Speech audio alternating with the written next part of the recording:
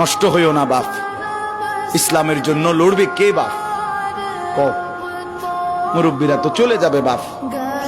18 বছরের ছেলে, 20 বছরের ছেলে, 22 বছরের তাগড়া জওয়ান, তুমি নষ্ট হয়ে গেলে, তুমি চরিত্রহীন হয়ে গেলে, তুমি যদি সারাক্ষণ নারী ছাড়া, ছবি ছাড়া, মদ জুয়া অশ্লীলতা, তুমি যদি মোবাইলের আসক্তি ছাড়া চলতে না পারো, আগামী দিনে ইসলামের জন্য তুমি করবা কেমনে, লড়বে কেমন?